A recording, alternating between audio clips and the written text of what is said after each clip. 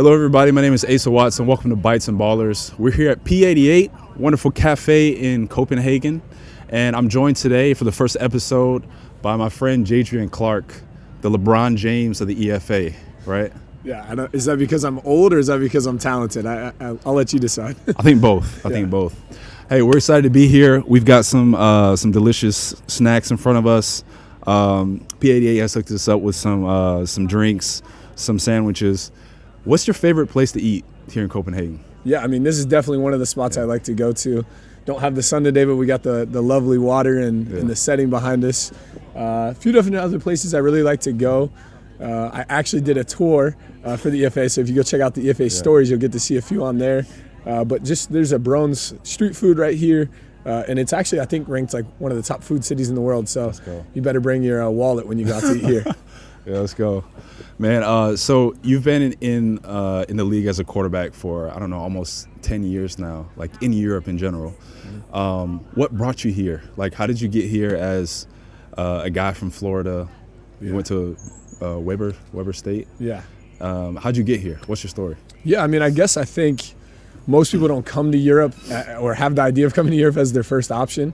Everyone dreams of playing in the NFL. Growing up in America, didn't quite achieve those dreams, or maybe something even better in my life happened. I was fortunate to first come out to Germany and played several years there. Then I played in Austria for a bit, and now I'm playing in Copenhagen. So my journey's been pretty wild and long and awesome. So I'm really, really blessed and happy that everything worked out the way it did. Yeah, absolutely. Like, okay, thinking back, do you have like a favorite city that you lived at this point in your career? Copenhagen. That's an easy one, yeah. Okay, what makes Copenhagen special or different from all these other places? Oh, man, how much time do you have? We got like an hour. Yeah, exactly. Well, first of all, I will say that I loved being in Germany. I love Buddha pretzels, love a good Weissbier. Loved how passionate the Germans were for football. Yeah. Also, Austria is kind of a similar culture in that way. It's got the mountains and everything that brings too, which was really cool. Yeah. I even lived in England a little bit and studied there, so some good fish and chips and some good banter out there. But Copenhagen, without a doubt, is the best city on earth. You have the water through it. It's so clean. It's very forward-thinking when it comes to progressive policies and renewable energy. And then you got the bikes everywhere. I mean, if you follow me on Instagram, you'll see I'm constantly riding my bike and enjoying that. I saw it. Yeah, so I think having water, being from Florida, and having just an easy way to get around town is such an awesome place to be. It's just nothing can top Copenhagen. Yeah, absolutely. Do you feel like there was like a welcome to Europe moment where it was like a culture shock or something that completely changed your way of thinking once you got here? A couple. First one that comes to mind is, being in America, we don't recycle too much. Or when I first came over, I wasn't accustomed to it. Yeah. And my angry German neighbor, the Oma of the building, brought all of our trash from the bin and had placed it on our doormat, showing us that we had incorrectly sorted everything. So that was like, oh, okay, these Germans are pretty serious about their rules. And then take you all the way back to 2019, I think it was, playing in the old Euro Bowl. I was with the New Yorker Lions in the German Football League, and we had this crazy rain delay. Crazy game. It was like a 3-hour rain delay, and I was eating a bratwurst during it with the Germans. So that was pretty cool. I'm this would never fly in the States, but it's cool, and it's been awesome. Yeah, I remember when I first got here, I would go to the gym, and I would just work out or whatever. And I started working in a boxing gym, and we would get finished with workouts, and in America, you're thinking you want to be healthy and you want to eat good and all this kind of stuff. So we would get done with training. Everybody pulls out a beer. Yeah. Guys go out, pull a cigarette out, and then smoke right after training. I'm like, what? Yeah. What is going on? My buddy Nick used to joke, in America, you finish practice, I don't know, with a granola bar and a Gatorade. Exactly. And here they finish with beer and a cigarette. So exactly. I've experienced that too. Yeah. I wanted to touch on just the fact that you're playing here and not there, right? You're playing here and not in America. Why would someone want to think about playing in Europe? What is attractive about coming here to play as opposed to maybe just stopping football or just finding something else to do or just playing arena or whatever? I mean, this is the closest thing and the best thing outside of the NFL on earth. We play NFL rules. We get to play in really cool stadiums. You get to travel all around Europe and be in some really awesome cities. There's a book called Playing for Pizza that anyone that's interested in what it's like to play in Europe should read. And it's a really awesome experience. Like I said, you get to continue playing football at a really high level. And I think Europeans are really talented athletes. And oftentimes, they grow up playing soccer or handball here in Denmark. So you have a lot of these big guys that don't really have a place in traditional European sports that then they find their niche in American football. I mean, our 2 tackles played in America. They're ballers. They're huge Swedish guys, but I mean, they're as good as anyone I played with in the States. So I think the linemen and as we continue on with the leagues and stuff, it's the game and quality of play just continues to grow. Absolutely. I mean, I think it was surprising to me when I first moved here to see how the game is developed, because I mean, when you've only experienced playing football in America, and you think, hey, we're the best, we're the best in the world. Nobody else is playing it. Yeah. Nobody else is playing it like we are. And then you come here and they're actually playing it at a high level. Yeah. They're taking it very seriously. As far as like what you've experienced, do you see that the culture on football teams is different in the dynamic in comparison to America?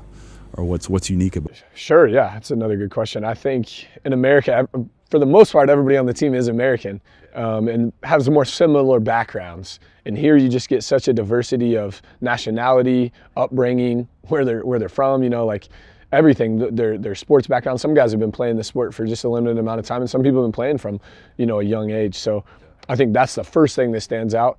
And then, just the travel and experience you're going to get on each team over here is vastly different. So, I mean, I love the culture that we've sort of built here in our first 2 years, and we have, Scandinavians kind of have a culture of being a little bit quieter. And when I got here at first, it was like, this is different from Florida, or even, Germany has a little bit more outgoingness than here. And at first I was like, how do I get these guys motivated? How do I get them going and pumped up? And then I sort of figured it out. It's more of like a one-on-one culture. You got to sort of really get to know guys. So it takes a little longer here, but man, going into year 2, the culture has been built and we're starting to get a little bit of momentum going. Absolutely.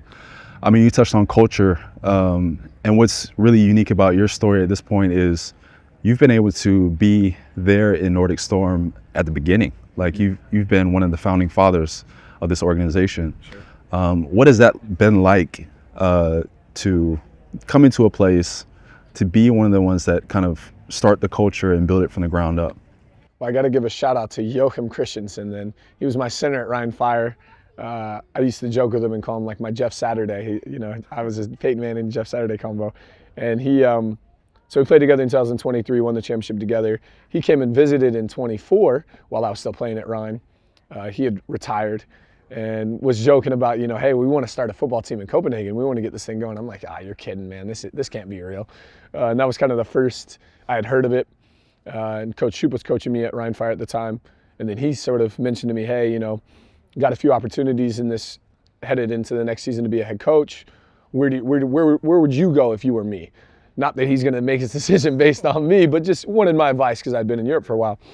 And I told him, of all the places he mentioned, I said, Copenhagen is without a doubt the best place I've ever visited. I don't know what else is going to transpire there as far as organization and players and everything, but just the city alone, as good as it gets. And then, as the process went on, he sort of, talked about the quality of play that both Denmark and Sweden have, and the organization structure of the ownership group, and looking like we're going to have a good stadium and they're going to take care of the imports. And one thing to the next, I was able to sort of revisit that conversation with Joachim and convince him to come out of retirement. And his son is named Storm, hence the Nordic Storm. Maybe there's a parallel there. And one thing led to another, and then Glenn being one of my best friends, he and I decided to join sort of together and make the move with Coach Shoup as the head coach. Joachim coming out of retirement, recruited a few other guys throughout the league that were friends of ours, and the homegrown base started to build and get some momentum. And then once we arrived, it's like, all right, we've got all these talented players, you got this awesome city and structure, but we got to really build this. And one thing in Europe that isn't very common is continuity. A lot of teams start fresh every single year, and I think that's really hard. I think week 1, the 3 teams who won had basically returning quarterbacks, Munich, us, and then Paris. Obviously, Zach took a year off last year, but he played in Paris previously. So you see having that continuity and the same coaching staff for more than 1 year really gives you advantage. So we didn't have that last year. And we finished with a pretty strong record. I think we were 10-2 and, made it to the semifinals. We just were not quite what it took to get all the way, but we were really close. And now going into year 2, having time to build everything from the ground up, we feel really good about it. Yeah, that's awesome, man. And then you said that Glenn came with you, Coach Shute came with you, and then your center, right? Yeah. So like you guys were a package deal. I don't know if you ever say package deal, but we follow Coach Shute's leadership. He's an amazing guy. So you came over together. How does that look like? Like, what's the dynamic with you and Glenn and those guys off the field? I mean, are you guys still best buds? Do you guys go shopping together? King Tunga. That's my guy, man. Yeah. Glenjamin is what I call him. Glenjamin. That's my guy, right? One of the best dudes you could ever be around. He's from London. So he's a big city guy, but he's got a heart of gold. He'd do anything for anyone. He's been there for me personally over the last few years, a few different times where I'm like, man, I can really count on this guy. And then on the field, I mean, come on, unbelievable. I saw some plays. Sometimes the quarterback coach gets mad at me. He's like, you got to carry out your fakes. I'm like, whoa. I get a front row view to watch Glenn run the ball. That's a lot of people would pay a lot of money for that, But all joking aside, it's fun to watch him. I also kind of say, it's like playing Madden. I'm like, all right, hit a spin move here, hit a juke move, and he even hits moves I can't even think of. So it's fun playing with him, and then one of my best friends off the field. Yeah, that's awesome. Yeah. All right, man. Let's try out some of this stuff. There we go. Yeah. Let's see what it tastes like. You got what did you order here? I think this was like the black currant cake. Looks kind of nice, right? That looks very floral. Yeah, and then they're big on like toasties here. Looks like something my mom would eat. Ham and cheese toasty. Plates are nice. Coffee's awesome. We got a ham and cheese melt. Yeah, I think we got to start there, right? Let's try it out.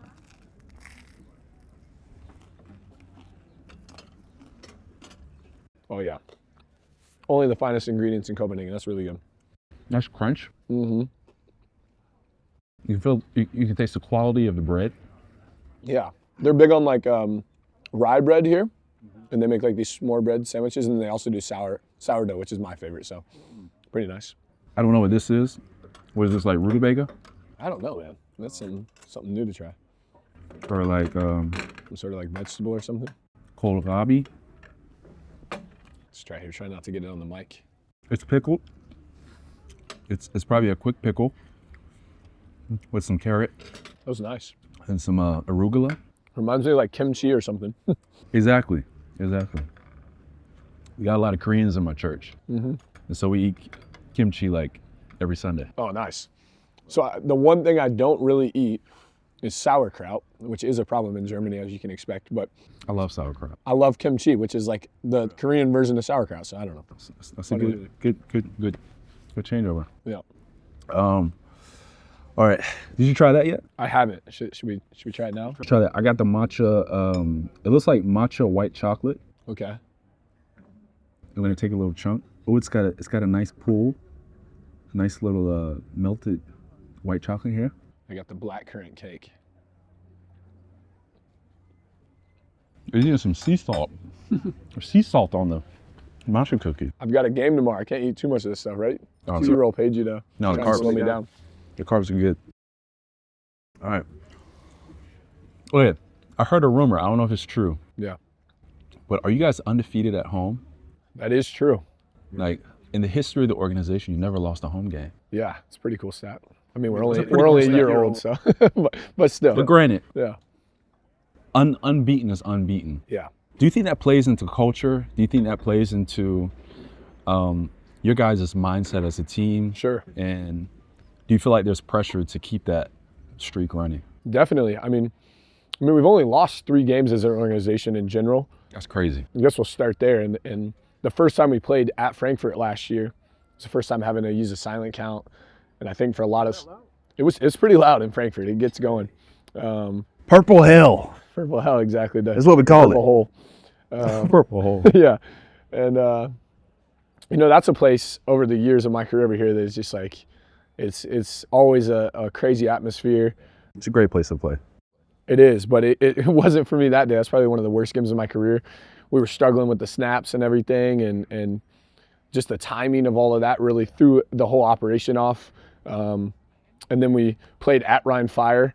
Last game of the season. It was a bit of a unique situation because no matter what happened with the game, whoever won, we were going to play that team again the following week in the playoffs.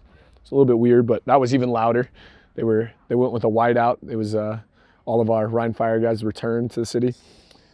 Yeah, it was crazy. And then at Vienna. So I think all three of those places are loud, crazy atmospheres in Europe, and that's what we're trying to build here. Obviously, football culture in Germany is a lot older, and there's larger fan bases, but I think there's the potential in Scandinavia can be crazy, and if we keep winning at home, why wouldn't you want to come out and watch us? So we talked about the culture of the team. We've talked about how you have a good dynamic with your running back, your head coach. As far as like the culture within the city of Copenhagen, what's your big wish about how the fan base would get on board, or what do you see as like the future of this organization? I think the future is that we play at the FC Copenhagen Stadium right in the middle of the city and we get 20, 30,000 there. If you're not going to dream big, why do it at all? So to me, I think for us to take that next step up, we're going to have to, continue to grow in the venues we play in Europe. To me, that's sort of the basis of everything. If you play in a really big, exciting arena that gives you the potential to grow, it's endless, the opportunities. So obviously that's probably a year or two away, but in the time being, we just got to continue to spread the word and get people to know about the sport. Once they come and watch football, they fall in love with it and they have a good time. It's just hard to get a European who's never been exposed to the sport before to just come on his own. So whatever initiatives it's going to take to do that. We got a good marketing team that we're building out from the team and everything. Haven't even met them all. We got a few new hires, and I'm sure Christian and Michael are kind of running things. So we'll get that sorted. Yeah, I mean, you guys play on an excellent level.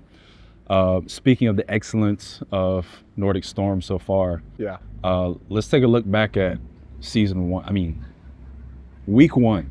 Yeah. Week one of this season. I mean, I watched the game the other day, and you guys come out firing. You score on the first drive, score on the second drive. Yeah.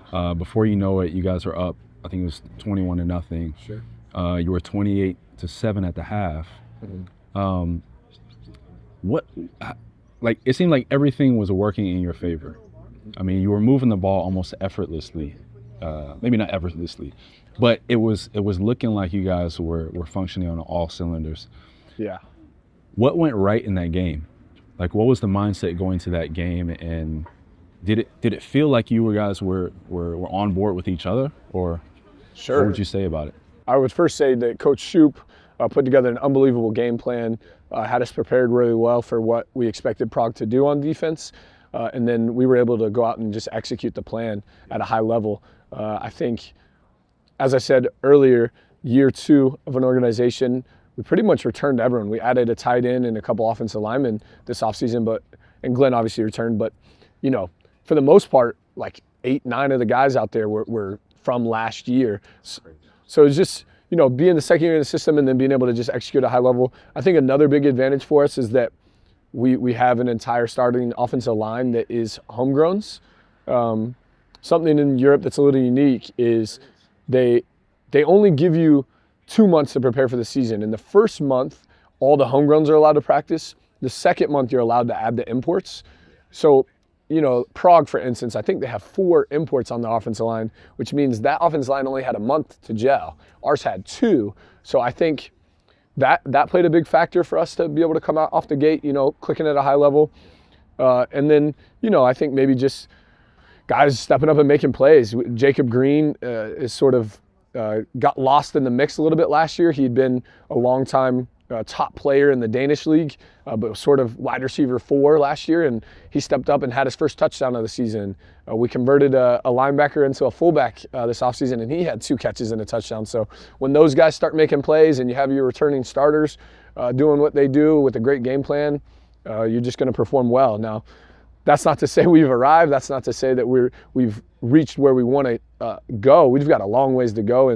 And sort of the negative about playing so well offensively week one is maybe you take a step back or breathe and kind of relax. And we're going to try to avoid that going into this week 2 game. Yeah, I mean, what I like to see is that you were spreading the ball to everybody. Like, it wasn't just, I'm going to give it to my guy Tunga. Yeah. Although he did score and he got some explosive plays. Sure. Like, but you were passing it all over the field. Yeah, I 10 mean, pass catchers in the first game, kind of unique. 10 pass catches. Yeah. Number 7 got in on it. Number 38 in the out route of the backfield. Yeah. Got a touchdown. It was just exciting to watch. And then you guys were up, I think it was 48-7 to win it, 390 yards. Yeah. That's an impressive win. Thinking about that win up until this point and after the game, how does that give you momentum going into week 2? Sure. Before I talk about week 2, I guess I'll just recap that a little bit. I think it all starts with Brendan Bolio. He kind of got lost in the mix. I didn't give him a shout out either yet. I mean, he had 9 catches for a ton of yards and 3 touchdowns. He's our American receiver that is very, very versatile. Last year at times he even played fullback, tight end, running back, slot, wide out. He's played everything but probably quarterback and O-line on this team. He might even have had a pass. Guy with the hair, right? That's right, yeah. Okay. There we go. Bo is what we call him. And then also Edvin Almeida, deep threat. He had 2 big, long catches. So just didn't want to forget to shout out all the guys there. And then heading into week 2 now, I think we want to be a team that is very multiple, as you saw on film. That includes spreading the ball around to everyone. That's running the ball. That's inside zone, outside zone, gap scheme runs, screens, quick game, deep shots. Coach Shoup, he was an offensive coordinator in the NFL at basically like my age, which is crazy. He's been playing or coaching the game at a very high level for a long time, and his amount of knowledge and ability to add shifts and motions and be so multiple just makes it really tough to defend. This week 2 matchup versus T-Roll, I think they're going to be, a well-coached team. They have Shuan Fatah as a head coach, a guy who's sort of a legend in Europe. I've actually never played against him in his defense in all my years in Europe, but really excited to face a strong team. I think Munich Ravens played really well versus them week 1, but I don't know if that was necessarily a fair representation to how good they are. I think they're better than maybe the score said in that game. So we're not taking them lightly at all. I think they're primarily like a quarters team, and they kind of just do what they do and have a good amount of rules and play downhill. So hopefully we're able to come out firing like we did last week. Yeah. All right, so naturally you got T-Roll tomorrow. Yeah. Week 2. As you've prepared for this game all throughout the week, yeah. What's the game plan? You don't have to give us any like specifics. Sure. But what's been in your mind as you prepare for this week, and what are the fans gonna see tomorrow? Yeah, I think modern football, it'll always be about turnovers, right? We took care of the football week 1, didn't have any fumbles or interceptions. That's always important. It's hard to lose when you don't just give the game away. Didn't have a lot of penalties. But I really believe in explosive plays mattering a lot in modern football. It's hard to go 10 plays, 80 yards, right? Like if you can generate a explosive play, more than 25-yard play in a drive, you're going to have a pretty good chance to score.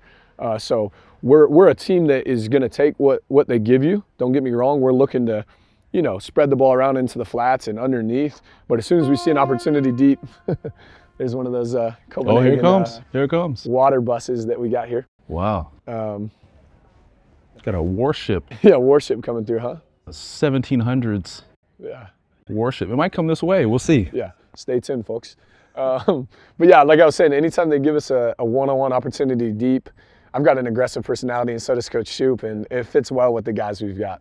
So do you have a pregame ritual? Do you have like some kind of? Is there a special sauce? When you watch. What's that movie from when we were kids? Michael Jordan. Oh, like Mike? Nah, Looney Tunes. Oh, Space Jam. Space Jam. Yeah. Why's my brain going blank? You're fine. All right, it's Space Jam. He's got the special sauce, Mike's special sauce. Yeah. What gets you ready for the game? That's funny. How do you get yourself ready, and then how do you get the team together to go on the field?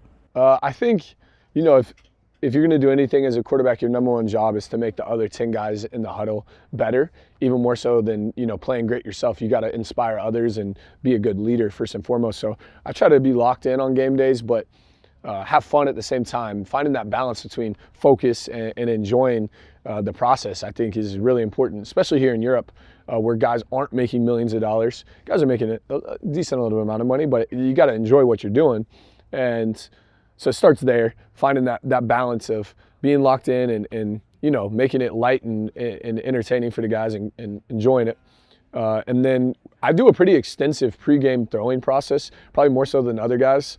I've had a few coaches from other teams come up and go, "Hey man, I enjoy watching you guys in pregame." I just try to hit almost every throw that would happen in the game.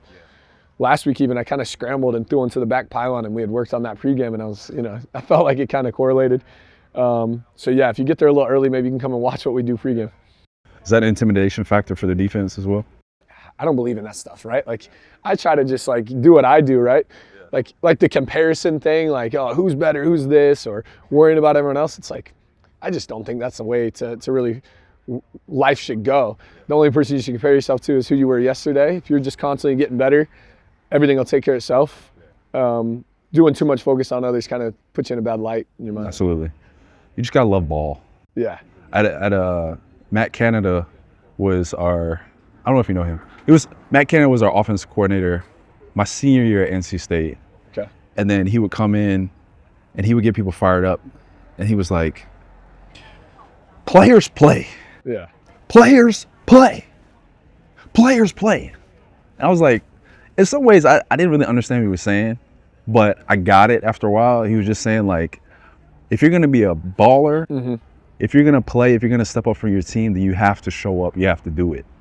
You can't just talk about it. You can't just, nowadays, just write about it or text or tweet about it. You got to show up when it's time to play. And that was enough motivation, in my opinion, for the whole team. But like you said, it's a mindset thing. It's everybody getting on the same page, because football is unique in that if you're not all working on the same page, mm-hmm. especially on offense, it just doesn't work. Yeah. You can't have half the O-line working and the other half not.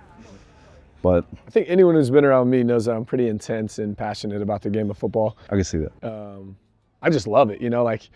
Some guys, it's a chore to watch film or something. As soon as I get done with practice, I'm immediately going to huddle and watching practice and reviewing the tape. And we don't Netflix and chill. We huddle and chill around my place. Chill, huddle and chill. Do you have who is your kind of your biggest example or your biggest model as a quarterback or as a football player, as you prepare and as you kind of build your own culture and build your own style of football? Who's been your model in that sense? NFL player that I kind of looked up to? Or? Yeah, it could be an NFL player. It could be a coach or whatever. So many guys, man. When I was in college, I played for Jay Hill. He's now the defense coordinator at Michigan.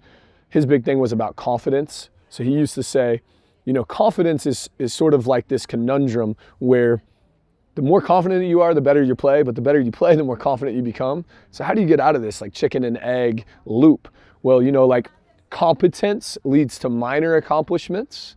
So when you're first doing something, just learn everything you possibly can about it and become competent. Then you'll have little minor wins along the way. And then those minor accomplishments will lead to confidence, and that leads to major accomplishments. So I think maybe when I first came to Europe, I thought I knew everything there was to know about football. And then as soon as you think you know everything, you get humbled really quick, So I, over the years have rethought about how to even throw the football, how to take my drops, how to read the defense. Charlie Weiss, when I was growing up, one of the big aha moments I had in high school, I went to the Florida Gators camp, and he talked about, you can read a defense one of two ways. You can do a progression read where it's I'm going to go from this receiver to this receiver to this receiver, or you can see I'm going to read an area defender. So if the defense is running cover 2, for instance, maybe we have a hitch in a corner and I'm going to make him wrong. And so that kind of, exposed my mind to some things. And now that I've gotten older, I kind of have a progression for everything, but also am aware of zone defenders. And Henry and I our quarterback coach here, who was with Henry Schlegel, he's from Germany, was with the Buccaneers last year for a little bit with an internship program there. You know, he says one of my best talents is my ability to get through my reads. If you watch most guys in Europe or even in the NFL, it's one read, maybe two, and then they start scrambling. And I think that old school pocket passer, precision timing way of playing the game has sort of become a lost art. And so everything this year, we're really working on trying to have as many progression families that we can. So some sort of high-low read to a backside over and a dig. We got 5-6 variations of that, right? Everybody runs something like that, but we're trying to improve upon that and put our own little flavor to it. So those are a few people, just to mention some. Yeah, it's fun to watch. You guys' offense is fun to watch. You guys are dynamic, you're explosive, definitely a threat to the other teams out there. Yeah. You touched on a little bit about your experience and the things that you've gained through the years. Yeah. Especially in preparation and listening from other coaches. Yeah. When you think about yourself as a newbie in Europe and coming here for the first time, with the advice and with the knowledge and wisdom that you have now, what advice would you give yourself to that Jadrian 10 years ago? Be you. I think in Europe, sometimes guys get criticized a little bit more so than in America because you're expected to just perform instantly. It's a weird situation to be in where you don't have the time to sort of grow into a leadership role. When you go and become, Division I quarterback like I did, it's not like day one that you got to be the leader of the whole team. And so when you come here, let's take a guy like Russell Tabor last year, just for instance. He's a young, unbelievable player, but it's like day one you got to be the guy in Munich, and that's a lot. That can be tough at times, to a lot of pressure, right? So I think looking back on it, I did a pretty good job of that, but just be myself more so than anything. Trust yourself. Buy into the culture of the place where you're at, care about your teammates, everything goes well. And then I think the thing I'm still working on and have to find a way to continue to grow on is being a little bit more vulnerable. I think coming from America where it's like you got to always project strength and toughness and like you got all the answers. Sometimes in Europe that's not always seen as a good thing, or maybe even in the States, but I'm working on trying to just be more authentically the good and the bad, not only project the good things going on in your life and stuff. Yeah, absolutely. I mean, transparency goes a long way. Mm-hmm. I was in Hamburg like 3 weeks ago, and Tom Brady was there and he was speaking. Mm-hmm. And he said something to the extent of, if you want to gather people around you, really all you have to do is care about them. Yeah. Really all you have to do is show that you care. And that rallies people around you. And I mean, especially as a quarterback, your job is much more than just throwing a football. It's much more than snapping and calling a play and then handing it off to somebody. It's actually bringing people together and making a unit that functions. It's showing that you care about people. It's getting in people's face when it costs the team something, sure. Right? And you have that ability and that leverage and that opportunity to call people out. Mm-hmm. But how do you then do it in a good way? How do you do it in an effective way that shows that I'm not just yelling at you just because I want to get in your face. I'm yelling at you because I care about this team and I care about you. Yeah. So I think I sort of have an answer to that. I mean, I think, I've seen Brady talk at other times too, and he may have also said this already, so I'm not pretending that this is my idea. Maybe he inspired me a bit, but I think there's two things. You got to care about the people around you, but you also got to care about winning. I've been around a lot of guys that maybe care about their teammates, but then they're just lackadaisical or don't care about winning at all, or guys that maybe selfishly just want the ball and want to score or just want the limelight and the attention. Why are you playing football? To me, I play to win the game. Right. Obviously, everybody wants to, do well, score touchdowns, get some. It's a lot more fun when you win. It is, right? And you want some of those personal accolades, and there's nothing wrong with selfishly trying to make a play for the team. Right. But I've also been around some guys that it's like, I don't know, even guys last week, I notice things on Instagram. Guys lose football games and they have no problem posting on Instagram, how great they played or posting highlights of themselves. I got a little bit of a problem with that, like to me, care about the people around you and care about winning. Right. I mean, that stuff I kind of is distasteful to me. To each their own, whatever. But yeah, I would say it's not just about caring about the people around you. You gotta try and win. That's what we're here to do. Yeah, it's a soft balance and it's definitely a combination of the two because, obviously caring about people is important, Yeah. But if you don't care about winning, yeah. then it just sucks. Yeah. Right. And as a kid, like you sometimes, you hear people on TV talking about this guy doesn't love the game, this guy doesn't that, he's doing it for other reasons. That didn't even like make sense to me as a kid. And then you get older and you start to meet certain people and you go, some people just treat this as like a job. Like, oh, they just play football. It's like, no, I live, breathe, and I'll do anything for football. This play. There you go, players play, right? To me, that's what that means. I'm a player and I want to play anywhere, anytime, any place. So I just love the game. The classic quarterback. Yeah. That's good to hear, man. You still hungry? Because I'm like starving. Yeah, right? Take another bite here. Ballers and bites, bite two. Bites and ballers. Ballers bite. There you go. Players play, ballers bite. Okay, Jadrian. Well, first of all, why'd your parents name you Jadrian? Is there a story behind that? There's a lot of stuff there. Well, first, I guess we should talk a little bit about my situation, right? You asked for some of my favorite memories of playing in Europe early, and one of them is, winning the big game in Stuttgart 2 years ago. It was raining, it was crazy, it was a wild, like just absolute torrential downpour. And we thought we had the game winner in the fourth quarter, got called back, kicked a field goal, went to overtime. We win the game in overtime, and Coach Shoup comes running down. He jumps on top of me. He's got tears in his face. So I'll never forget that, And then recently, just last week, my mom was able to be at the game for the first time since I've been playing in Europe. She had a stroke years back, was in a wheelchair. So that was just like an unbelievable, moment for me to just look up in the stands and see her and have her there. So that was pretty special. Shoot, I forget your question. What was even your question? I forgot to. So yeah, I mean, that was a good story. Yeah, that was pretty special for me. Yeah, that's so special, man. I think as a player, you look for your parents in the stadium. Like you look for just the reason why you play and the people that you play for. Like I remember always when I was in college, looking up to the stands and trying to see where my dad was. Yeah. And my dad would come to every game that he could. He would come to every away game if he could be there, if he didn't have to, preach on Sunday the next day. Yeah. And that means so much to a player, is to have a parent who's involved and who cares. Yeah, definitely. And then back then, I'd be looking for my girlfriend too, but yeah, she's not my wife. But yeah, when you think about players and this month being Mental Health Awareness Month, how important is taking care of mental health for football players, and how have you seen that maybe neglected or seen in a positive way? Yeah, I mean, I think for me, my dad passed away when I was younger. My mom got sick. So I've had some, real family life issues while at the same time trying to play football on a different continent and stuff. And I think when I was younger, my way of dealing with that was just suppress all your emotions and push forward and just whatever's next in front of you. Going back to someone like Glenn's been there for me tremendously throughout these times. So I think it's exercise is important if you're ever going through anything mentally. If you just sit around in your room, I think it kind of can be worse. Just getting some of those endorphins going and getting the body moving can help. And then I think you just got to find somebody you can lean on that you trust.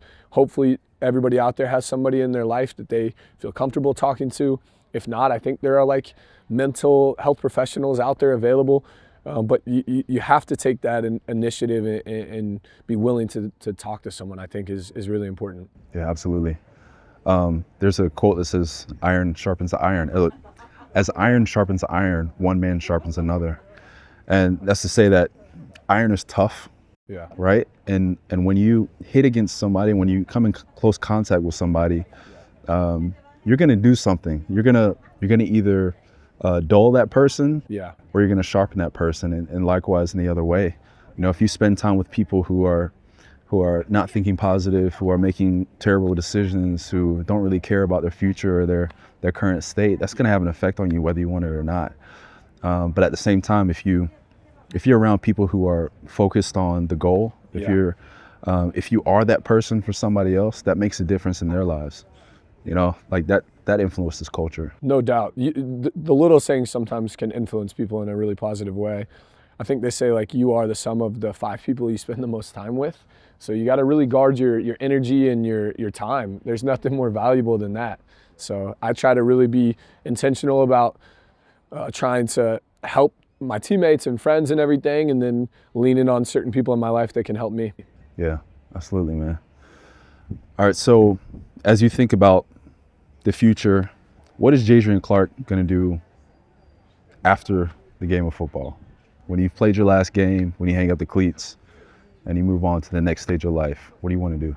Hopefully there is no after football. Hopefully when I'm done playing, I transition into coaching and I'm able to do something in that realm. I did a little bit of like media stuff with the Zone. I've coached a little bit out in England where I'm currently studying. I did my MBA out there a couple years ago, and now I'm working on my doctorate actually in leadership, where I'm researching, comparing CEO hires to NFL head coaching hires, which is kind of perfect for everything I'm interested in, and trying to create some research that hasn't really been done before. I think NFL head coaches now increasingly more and more are the CEO of a $1 billion organization, and for me, my goal is to become an NFL coach one day.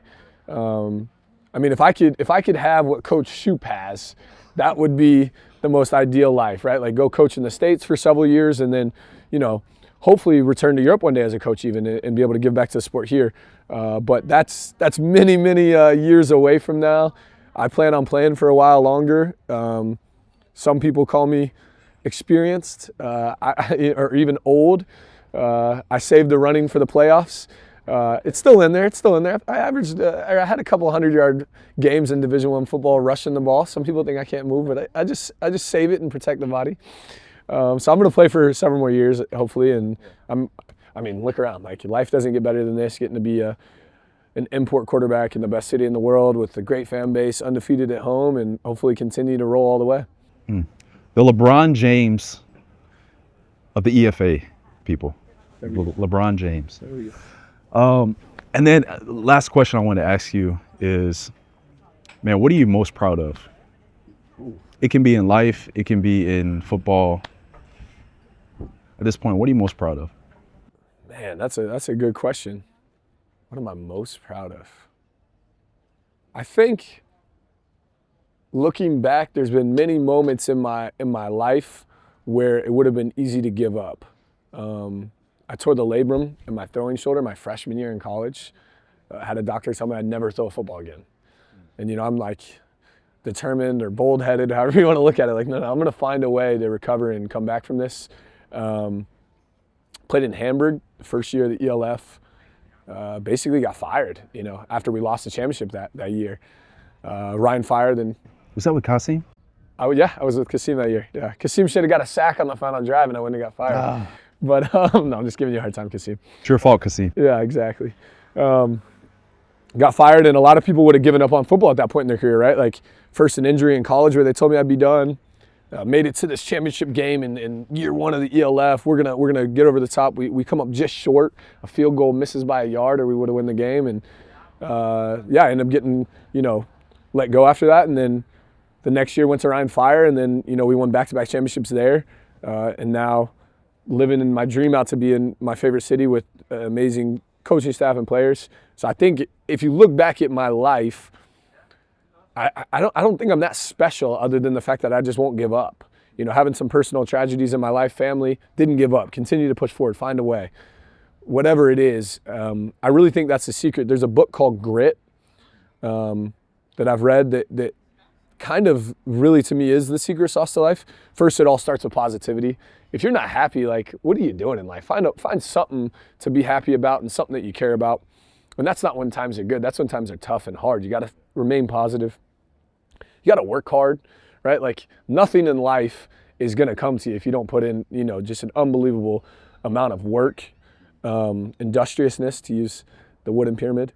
And the third thing to me is grit. The baseline is positivity and work ethic, but then and grit is defined as passion and determination, as the book defines it. So if anyone has been around me knows I'm passionate about the game of football, and I'm determined to find a way. So yeah, hopefully I'm able to be a coach one day and pass on some of those lessons to other up-and-coming people. Yeah, I could definitely see it, man. And you've got a lot of experience, a lot of life experience here in Europe as well as in the States, and a ton of wisdom just through your own experiences that you've been able to live through and push through. And I think just being relentless is, in its way, being relentless is such a big value that oftentimes is missing from our everyday life. But man, I could definitely see you giving all that into the lives of young people one day. So, man, thank you for joining us today. Thank you, man. We appreciate your time, sitting with us and talking. And I appreciate, you, somebody like you, a former NFL player, to now be in Europe and obviously charismatic on camera and all that stuff. So, I mean, having people like you involved with the league and growing the game around the world, something that's, given so much to our lives, we wouldn't be where we're at without the game of football and, the lessons that it teaches. So hopefully having more guys like you over here, to help the Europeans continue to grow and find their path within the game, it's really special. So thanks for coming to Europe. Yeah, man. Thank you so much. So once again, thank you so much to Jadrian Clark for joining us. We wish you all the best tomorrow against T-Roll. In the first episode of Bites and Ballers, here with Jadrian Clark. Thank you so much for joining us. Shout out to P88 for this delicious spread, and we'll see you next time. That was great. That was awesome, man. You're a natural.